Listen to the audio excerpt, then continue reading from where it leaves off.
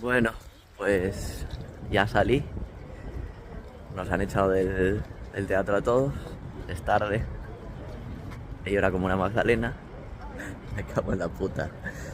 5 veces he jugado a este juego. 5 veces he llorado. Cada vez que puto veo los vídeos en YouTube igualmente, porque los he visto varias veces, también me emociono.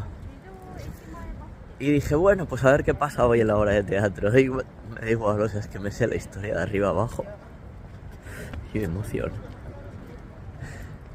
Sí, es que no hay palabras, o sea, ha sido precioso. No tengo quejas, no tengo nada que reprochar, no tengo nada que decir. He disfrutado de lo que es Kabuki de verdad y he disfrutado de la historia una vez más, o sea, no puedo pedir nada. Gracias. Gracias por estos momentos, simplemente. Me cago en Dios.